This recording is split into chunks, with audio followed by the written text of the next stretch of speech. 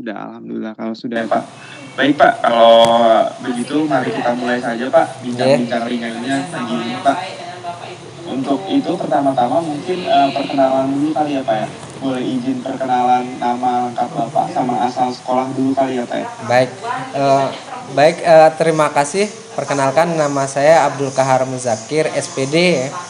Saya Kepala SMP Negeri 1 Aimel, Kabupaten Lombok Timur, Nusa Tenggara Barat. Nah, jadi sekolah kami merupakan sekolah pelaksana PSP angkatan kedua.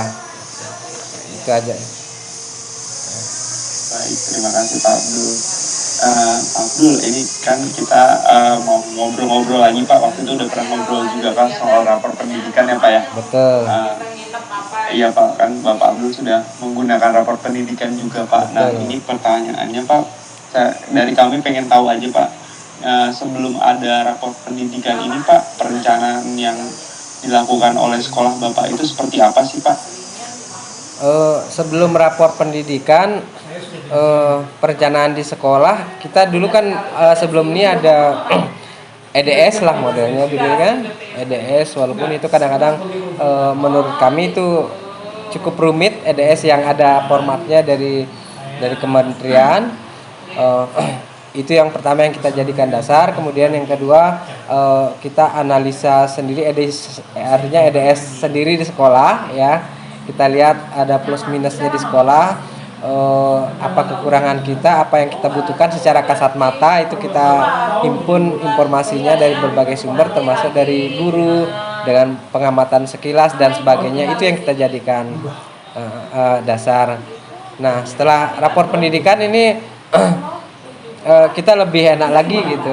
Jadi EDS yang seperti dulu itu sudah tidak kita pakai, karena yang dulu sepertinya kadang-kadang tidak operasional lah, susah kita menerjemahkannya ke dalam bentuk yang operasional. Kalau yang sekarang ya alhamdulillah bagus lah, cukup membantu yang sekarang ini. Gitu ya. Baik Pak, berarti dengan adanya rapor pendidikan ini lebih membantu ya Pak? Betul, sangat membantu sekali.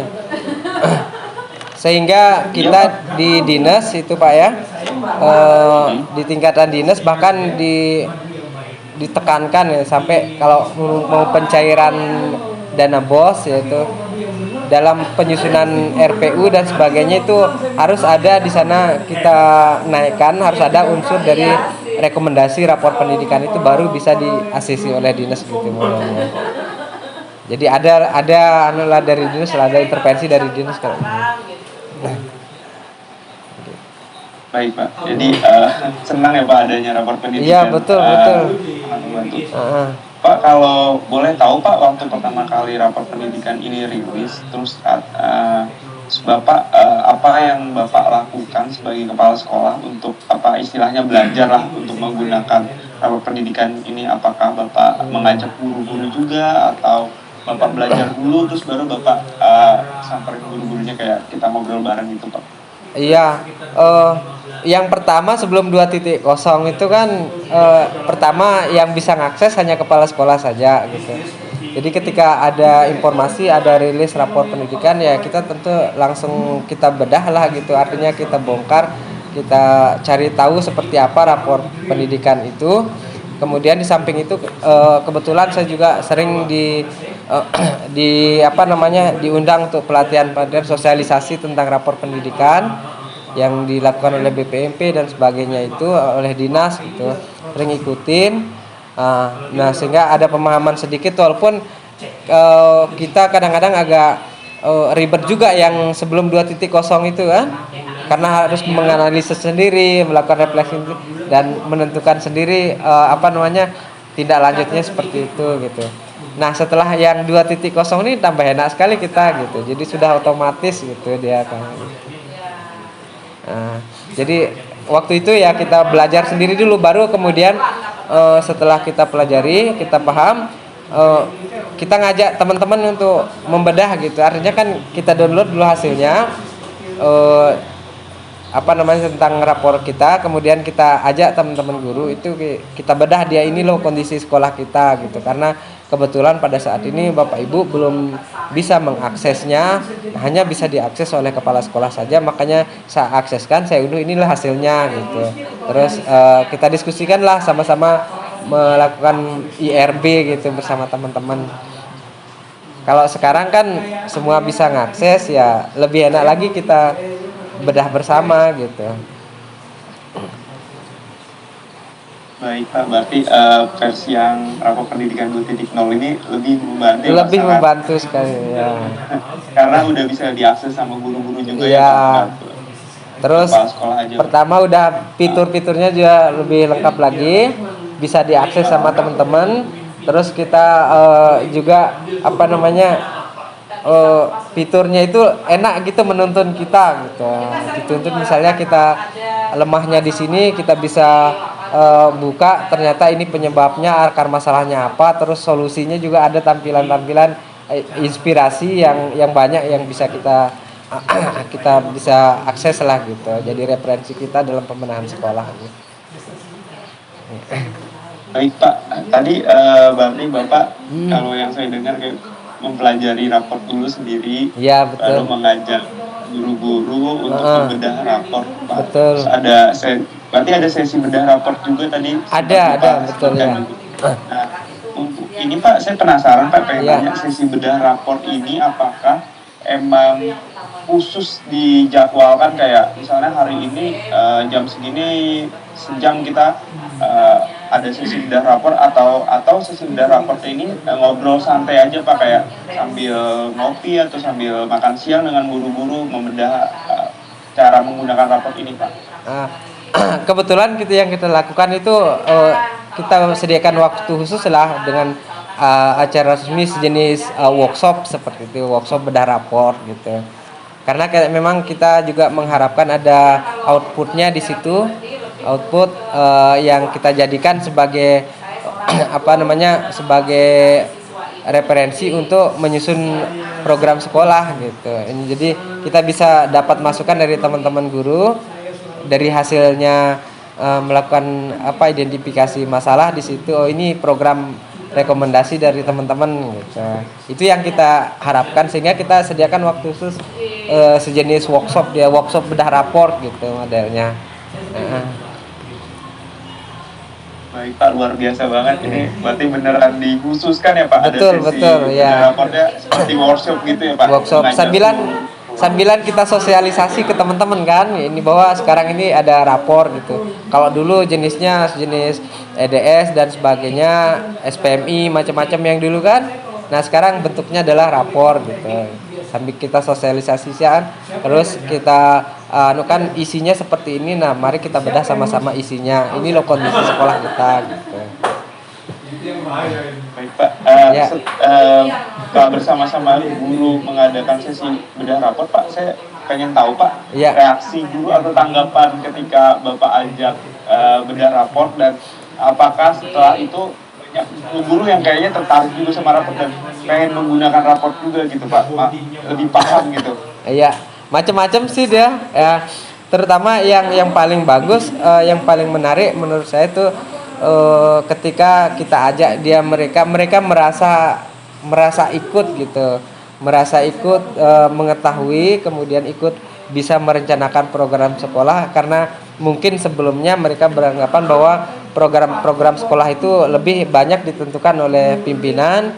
Nah, sekarang ketika kita ajak mereka membedah rapor dengan tujuan mencari data, bahan-bahan untuk perencanaan sekolah, ya mereka merasa diikutkan lah gitu modelnya, ikut berpartisipasi di situ. Jadi kayaknya senang mereka gitu. Itu yang saya lihat sepintas lah gitu.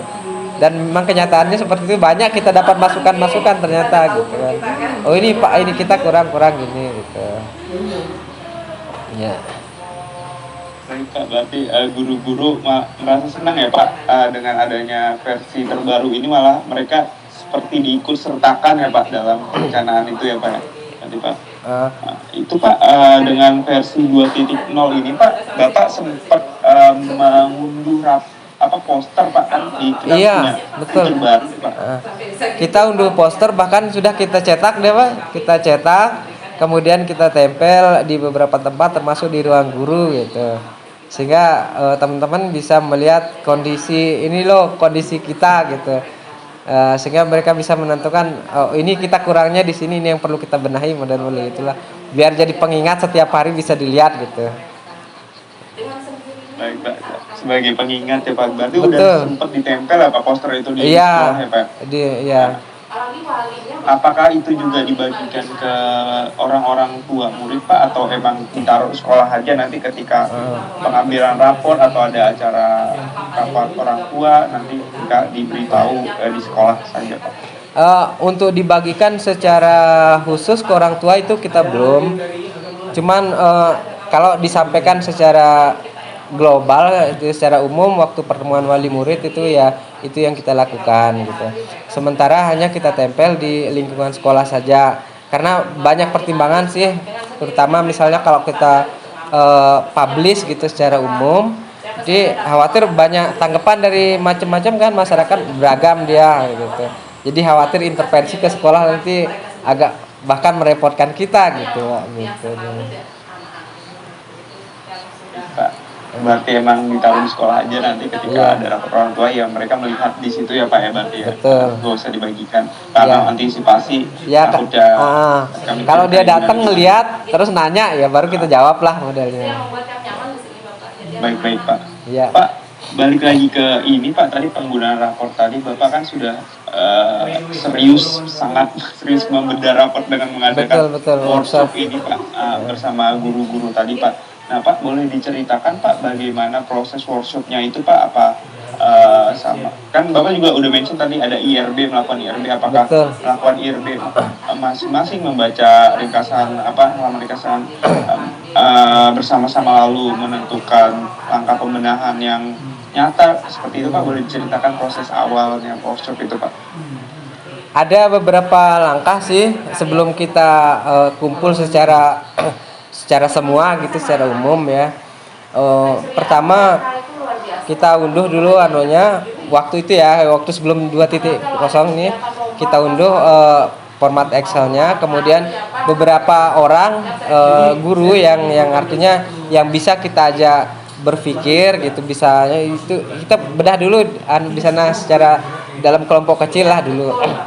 Nah itu sebelum pra kita membedah secara umum gitu. Nah sehingga paling enggak nanti kita dapat masukan-masukan yang lebih tajam dari mereka. Nah kemudian setelah itu baru kita ngadakan workshop bedah rapot itu untuk semua guru di situ tuh. Nah sehingga teman-teman yang kita ajak tadi untuk membedah rapot secara dalam kelompok kecil itu nanti bisa membantu kita waktu IRB di teman-teman dalam skala besar gitu, itu modelnya kita. Baik Pak Abdul, dalam proses workshopnya Pak tadi udah bawa bahan materinya dulu Pak ke guru-guru. Nah itu Pak pernah ada nggak sih Pak kayak indikator dari sekolah Bapak yang warnanya kuning atau merah gitu Pak, yang wah ini nih kita harus bawa ke guru-guru, kita diskusikan bersama aksi nyatanya apa gitu Pak? Pernah ada nggak ya Pak? Sementara kalau sampai merah belum sih, nggak ada sih sampai merah. Ada ya. Ada satu di rata-rata masih di numerasi kayaknya, masih merah. Ya masih merah di numerasi kita ini. Dan itu memang jadi PR kita seterusnya gitu, karena kita juga di semua sekolah rata-rata merahnya di numerasi. Nah sehingga pas kita mau cari, kalau yang sekarang versi 2.0 ini bahkan lebih banyak, lebih gampang kita cari inspirasi pembenahannya, itu yang kita lakukan sekarang gitu. Baik Pak Abdul, berarti pernah ada yang merah ya Pak ya di numerasi ya Pak? Sekarang masih merah, sekarang. Sekarang masih merah. Masih merah. Mudah-mudahan cepat hijau ya Pak, sudah merahnya. Mudah-mudahan. Itu Pak, kalau boleh tahu setelah diklik akar masalahnya, kira-kira akar masalah dari numerasi yang merah itu apa ya Pak? Ya, Pertama setelah kita lihat akar masalah di kualitas pembelajaran ya itu masih termasuk agak turun kita kualitas pembelajaran. Kemudian ada budaya refleksi itu yang kalau kita lihat dari raport ya gitu, sehingga itu yang kemarin menjadi dasar kita waktu kita PMO kemarin ke sekolah penggerak PMO menentukan program prioritas untuk 6 bulan ke depan. Kita ambil 2 berdasarkan data dari raport pendidikan itu. Yang pertama program peningkatan kompetensi guru, kemudian yang kedua program pengentasan tindakan bullying itu, Pak. Itu jadi program prioritas kita gitu. Karena memang berdasarkan data raport pendidikan di sana kita masih perlu ditingkatkan lah gitu. Masih dalam pembelajaran Bapak banyak hal yang Berarti ada tingkat bullying ini masuk ke dalam itu juga akar masalah yang sedang Bapak hadapi saat ini apa ya? Betul. Uh, Untuk itu Pak, untuk semua akar masalah yang ada di raport pendidikan, Bapak juga udah sempat lihat inspirasi benahinya juga. Betul. Di halaman inspirasi benahi Pak. Ya. Apakah udah ada program dari Bapak Abdul nih Pak di sekolahnya untuk melakukan aksi nyata berdasarkan raport pendidikan Pak? Iya, sudah sambil jalan ini sudah jalan. Misalnya ya untuk untuk peningkatan kompetensi guru, kita di sini mengaktifkan kegiatan komunitas belajar intrasekolah di dalam sekolah lah. Jadi sampai kita frekuensinya lumayan tinggi. 1 minggu itu kita pertemuan komunitas belajar itu sampai 4 kali. Jadi hari Selasa, Rabu, Kamis sama Sabtu. Nah, di sana di kegiatan komunitas itu di sana kita sharing refleksi, kemudian berbagi praktik baik, kemudian ada penambahan materi-materi, mungkin pokoknya segala kegiatan yang tujuannya meningkatkan kompetensi guru itu selama 4 hari dalam seminggu tetap kita lakukan di luar jam belajar ya. Kita mulai dari jam 13.30 sampai kadang-kadang sampai jam 15 kita setiap hari itu. Nah, kemudian untuk kegiatan anti bullying ya, kita di samping tetap sosialisasi ke anak-anak tentang anti bullying itu, kita kemudian juga mengatasi kalau ada indikasi adanya terjadi bullying antara anak, langsung cepat kita atasi lah gitu. Sementara yang kita lakukan di sini. Baik Pak Abdul, berarti ini udah ada 2 aksi nyata yang dilakukan ya Pak untuk meningkatkan kompetensi guru sama sosialisasi anti bullying ya Pak. Iya, betul. Apakah ini 2 program itu masih berjalan Pak hingga sekarang Pak? Masih berjalan, tetap dia berjalan ya. Sejauh ini Pak, ketika 2 program ini berjalan, kayak tadi ngajak guru berdiskusi, mengundang narasumber dan melakukan sosialisasi anti bullying, ini udah ada dampak yang sedikit terlihat gitu Pak dari 2 aksi ini Pak? Iya, sangat besar sebenarnya. Misalnya jadi kegiatan komunitas, kita di samping meningkatkan meningkatkan kompetensi teman-teman guru, di sana juga kita sambil membentuk kebiasaan rasa-rasa gitu. Artinya rasa-rasa misalnya rasa kebersamaan, misalnya muncul saling mendorong, menyemangati, terus seperti itu memotivasi sambil membangun di sini. Itu yang kita bentuk dalam kegiatan komunitas pertama. Sehingga alhamdulillah sekarang antusiasme teman-teman untuk belajar secara mandiri itu meningkat ya. Terus beberapa yang kemudian ada pembukaan misalnya program guru penggerak, banyak yang teman-teman yang mau ikut gitu. Di samping memang kita sudah punya juga beberapa guru penggerak di angkatan 1 dan sebagainya itu. Jadi itu yang kelihatan. Nah, kemudian di program-program anti bullying itu tentunya kelihatan sih, artinya kelihatannya itu anak-anak lebih paham. Dia sebenarnya kadang-kadang kan kondisinya anak-anak itu tidak sadar bahwa apa yang dilakukan itu adalah suatu tindakan bullying gitu. Itu yang karena ketidaktahuan mereka gitu. Nah, sehingga setelah kita masif ya sosialisasi melalui teman-teman guru yang ngajar, wali kelas, guru BP dan sebagainya. Jadi sedikit demi sedikit anak-anak itu paham bahwa apa yang mereka lakukan itu sebenarnya tidak tepat dan merupakan suatu tindakan bullying gitu. Nah, kalaupun ada kejadian yang kasuistis, misalnya terjadi pembulian terhadap teman-temannya, terus terindikasi, cepat kita tangani gitu supaya dia tidak melebar dan sebagainya. Gitu. Baik Pak, terima kasih. Berarti luar biasa sekali ya Pak dampak dari luar biasa yang ini yang sedang berjalan ini. Sudah walaupun masih berjalan seperti ini sudah terlihat banget dampaknya. Iya betul dari tadi undang-undang komunitas sama tadi udah memberitahu ya sosialisasi ke murid-murid tentang anti bullying. Emang kadang-kadang mereka juga nggak tahu ya, nggak sadar bahwa apa yang mereka lakukan itu ada tindakan bully gitu. Baik Pak, kalau yang tadi Pak, saya penasaran sih Pak, balik dikit mungkin yang komunitas guru tadi Pak, yang untuk di undang-undang kita bekerja sama untuk meningkatkan kompetensi guru itu Pak. Kira-kira komunitas yang diundang itu apakah all round aja kayak semua guru aja Pak? Apakah ada komunitas-komunitas tertentu gitu Pak yang diundang? Apa komunitas guru matematika aja? Komunitas guru itu Pak? Betul. Untuk sementara ini kita bagi per tingkatan. Karena jumlah guru kita di sini cukup banyak, 67 orang. Sehingga kalau kita kumpulkan dalam suatu kali pertemuan itu kayaknya tidak efektif ya.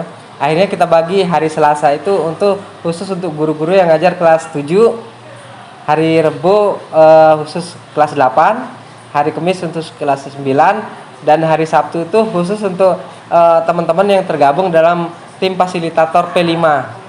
Gitu. Itu yang kita lakukan sekarang. Jadi sehingga lebih fokus lah kepada permasalahan masing-masing gitu. Sedangkan karena kita memang di sini untuk kurikulum merdeka itu baru kelas 7 sama kelas 8 ya. Kelas 9 masih pakai K13 ya. Dan untuk teman-teman guru yang ngajar K13 yang belum melakukan kurikulum merdeka, maka kan perlu kita siapkan ya kan. Kita persiapkan dia pemahaman tentang kurikulum merdeka sebelum nantinya kelas 9 itu di tahun depan melaksanakan kurikulum merdeka gitu. Itulah tujuan kita untuk pelan-pelan lah dari awal kita memberikan pemahaman kepada teman-teman terhadap kurikulum merdeka ini gitu. Karena seperti tadi karena kurikulum ini sampai sekarang juga kita juga masih pemahamannya masih parsial gitu kan. Belum secara menyeluruh sekali, belum komprehensif. Jadi ya sedikit demi sedikit yang parsial itu kita tata lah gitu supaya nanti suatu saat kita punya pemahaman yang utuh bahwa inilah kurikulum merdeka gitu. Itu yang kita bahas-bahas dalam komunitas itu. Baik Pak, sedikit demi sedikit ya Pak untuk memberitahu kepada mereka dan mengajak. Nah ini Pak, tadi kan untuk melakukan pembenahan ini kan Bapak berkaca dari rapor pendidikan ini Pak, dengan melihat halaman inspirasi benah ini Pak. Pak, pernah nggak sih Pak melakukan aksi itu yang Bapak melihat dari materi-materi di PMM Pak? Kalau ada boleh diceritakan Pak. Betul, ini yang untuk literasi terutama literasi saya lihat dari sisi manajemennya, lihat inspirasi dari PMM yang linknya dari rapor itu ya tentang pemenuhan kita perbanyak tulisan-tulisan gitu di lingkungan sekolah, entah itu tulisan di tembok dalam bentuk banner dan sebagainya. Wah, saya pikir ini bagus gitu, ini yang bagus karena namanya literasi itu kan udah masuk ke ranah budaya gitu. Artinya budaya itu pembiasaan. Kalau memang anak itu tidak terbiasa membaca, berliterasi dari rumah, dari orang tua, dari kecil, maka susah kita ajak dia literasi untuk membaca buku itu. Nah, tetapi kalau kita misalnya ada banyak tulisan-tulisan yang menarik yang terpampang di berbagai tempat, itu paling tidak ini sudah masuk kita mengajak mereka untuk berliterasi. Nah, itu yang kemudian kita coba terapkan sehingga di sekolah kita pasang banyak lah tulisan-tulisan gitu ya, tulisan-tulisan yang sifatnya inspiratif, motivasi gitu di berbagai tempat gitu. Itu yang kita lakukan, itu inspirasinya dari PMM itu Pak gitu. Baik, luar biasa Bapak sudah mengaplikasikan dari Iya, PMM juga ya betul. Pak, dengan menempel tulisan-tulisan Betul, itu. tulisan-tulisan Ditempelnya di quote-quote itu ya Pak? ya, Motivasi quote-quote itu ditempel. situlah gitu. Di mana aja Pak, di luar kelas atau di dalam kelas? Ada yang di dalam kelas, ada di luar kelas gitu. Ada yang di apa namanya, di pohon-pohon kita tempelkan, buatkan tulisan pakai banner atau apa, tempel di pohon atau di tempat-tempat yang gampang dilihat gitu. Banyak sekali yang kita lakukan yang gitu. Ya harapan kita mereka mau bacanya gitu. Kenapa Pak? Maaf Pak. Harapan kita supaya mereka anak-anak itu mau baca gitu ya. Iya Pak, mungkin ditaruh di tempat-tempat yang selalu terdekat, yang Betul. selalu terlihat mungkin. Iya. Mereka sambil jalan, sambil ke kelas. Itu yang kita harapkan. Itu berarti ini ya Pak, kerjasama antar guru gitu untuk memasang-masang hal itu Pak. Apa ini idenya dari Bapak langsung bawa ke guru lagi Pak, prosesnya Pak? Kan misalnya gini, pas kita lihat di raport pendidikan akan sampai inspirasi itu, mungkin ada teman guru yang belum sampai sana gitu. Kebetulan saya lihat sampai sana di video inspirasi ini, kasih tahu teman-teman dulu, kok ini bagus gitu, gimana ini kita lakukan gitu. Oh ternyata teman-teman juga ngerespon, ya kita lakukan gitu. Luar biasa, ini dampaknya sudah terlihat juga. Sudah terlihat ya, betul.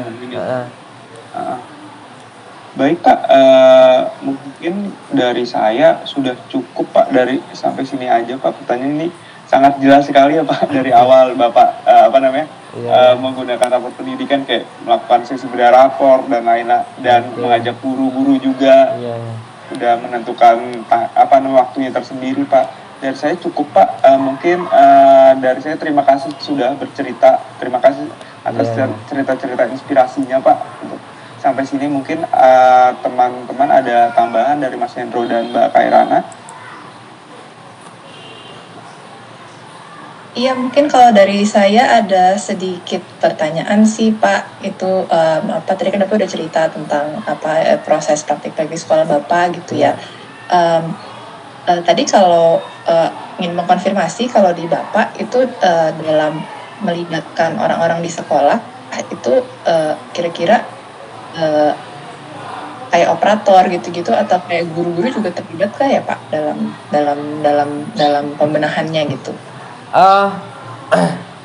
Peran operator kalau kita di sini lebih kepada membantu teknis kayaknya ya. Jadi kalau misalnya guru-guru kesulitan ngakses gitu, apa kesulitan, baru di sana operator yang turun tangan gitu. Kalau masalah isi dalam dari rapor pendidikan itu lebih banyak kita melibatkan guru saja lah gitu modelnya. Jadi kalau untuk membedah intinya lebih ke gurunya, lebih ke guru ya. Kalau operator lebih kepada masalah-masalah teknis lah. Kalau misalnya ada yang kesulitan login macam-macam seperti itulah. Terus oke Pak, sama mau nanya ini nih Pak, kan di rapor itu di bagian paling belakangnya ada inspirasi benahi gitu ya. Betul. Terus kan nanti Bapak harus buat mengisi RKT untuk melakukan perencanaan. Itu Bapak ada kendala atau kesulitan nggak Pak ketika harus menerjemahkan inspirasi benahi itu menjadi RKT gitu? Karena kalau kemarin kita dengar dari beberapa cerita sekolah lain tuh pas mau nulis RKT-nya ada yang bingung gitu, kira-kira harus nulisnya apa ya, walaupun mereka tahu sebenarnya masalahnya apa gitu, harus ngapain, tapi ketika mau ditulis di RKT itu menerjemahkannya sulit gitu. Kalau di tempat Bapak tuh kira-kira gimana ya Pak kalau soal itu? Kalau di saya lebih kepada penganggaran kayaknya ya, lebih kepada artinya kadang-kadang ini kita ada benturan gitu, enggak sih kita bilang benturan, apa istilahnya, misalnya ada kebijakan dari pusat sudah melonggarkan bahwa ini boleh tidak dianggarkan gitu. Misalnya kita udah terjemahkan ini ya, bahwa misalnya yang perlu dibenahi ini misalnya kompetensi guru misalnya. Terus kemudian untuk membenahi itu kita mengadakan suatu kegiatan, misalnya workshop misalnya lah. Kemudian di workshop itu ada banyak item-item yang perlu kita kerjakan di workshop itu. Nah, item-item ini padahal ini kita perlukan untuk dibiayai gitu. Tapi kadang-kadang terbentur ini di aturan bahwa ini tidak boleh dibiayai dan sebagainya. Saya kira di sana letak kesulitan kalau di kami di sinilah. Kalau menerjemahkan dari itu saya kira enggak sih gitu. Bisalah kita. Yang tempat kita sulit ya nanti pas kadang-kadang ada suatu kegiatan, terus kita kita tahu bahwa item-item dari kegiatan itu yang harus didanai dari entah itu dari dana bos atau dari mana gitu, ini tapi ternyata secara aturan ini tidak boleh gitu, padahal itu kita butuhkan untuk kita lakukan, itu aja sih. Oh, oke, berarti Ya. lebih kesulitannya itu ya. Betul. Udah harus ngapain pas lagi dimasukin itemnya, Ya. ternyata item tersebut tidak bisa dianggarkan secara ini gitu ya Pak. Betul. Oke. Nah itu biasanya solusinya seperti apa ya Pak kalau kayak gitu biasanya? Ya win-win solution jadinya. Artinya win-win solution artinya ya kita biayai item-item yang memang sesuai aturan, itu memang boleh kita biayai gitu. Kalau nyerempet sedikit ya kadang-kadang nanti kita permaluman lah teman-teman, oh ternyata ini memang tidak boleh gitu. Kita biayai ya tidak usah kita biayai gitu modelnya. Oke, baik Pak. Penting berarti dicari solusinya ya. Kadang Betul. tapi kalau misalnya kayak ada yang boleh gitu, pernah ada ini nggak sih misalnya dari luar atau dari ya pihak eksternal gitu yang membantu biayanya atau apa gitu? Atau mungkin dari orang tua jadi donor gitu, pernah ada nggak sih Pak? Sementara ini sepertinya belum ada yang dari pihak eksternal, karena kadang-kadang kita agak khawatir gitu kalau melibatkan pihak eksternal itu sering jadi diintip sama ombudsman macam-macam gitu kan. Misalnya minta bantuan dari wali murid atau itu kan itu lumayan bahaya, lebih baik kita pakai dana yang sudah ada aja gitu. Berarti intinya ini ya Pak, berkreasi sekreatif mungkin dari dana yang ada, kira-kira bisa dimanfaatkannya seperti apa? Ya. Pakai berpikir berbasis aset lah. Aset based thinking. Oke, baik, terima kasih Pak. Dari saya itu saja. Silakan saya kembalikan ke Mas Ismail. Baik, terima kasih Mbak Kairana. Dari Mas Hendro udah aman berarti ya dari gambar dan lain sebagainya? Iya, aman. Nanti minta yang rekamannya itu Pak. Iya, terima kasih Mas Hendro. Pak, nanti paling kita minta rekaman dari handphone Bapak, Pak. Nanti boleh dikirim via email atau dibagikan link drive-nya nanti, Pak. Mungkin Mbak Kairana akan follow up hal itu nantinya. Untuk meet Zoom kita kali ini cukup sampai di sini saja, Pak. Selamat siang, Pak. Semoga sehat selalu. Boleh saya ada sedikit usul ya tentang rapor ini. Kalau bisa rapor ini rilisnya itu di awal tahun anggaran gitu. Oh iya. Betul. Karena biasanya kan ini pas bulan-bulan Juli atau apa rilisnya kemarin gitu. Sementara kita nyusun anggaran untuk tahun anggaran itu kan di awal tahun gitu. Supaya memang betul-betul perencanaan dalam satu tahun anggaran itu kita memang berbasis rapor gitu. Baik. Itu usulan Terima kasih kita. Oke. Baik Pak, sudah tampung Iya. sarannya Pak. Banyak yang memberikan usulan itu. Kita lagi coba mengusahakan tapi masih dalam proses gitu. Nanti mudah-mudahan kalau memang tepat pasti kita akan segera infokan gitu. Oke. Baik. Kalau begitu. Baik. Kalau begitu terima kasih Pak. Selamat Iya. siang. Kita izin live Pak. Assalamualaikum warahmatullahi wabarakatuh. Waalaikumsalam. Terima kasih atas kepercayaannya kepada kami. Terima kasih juga Pak atas waktunya. Pak Bro, selamat siang. Siap.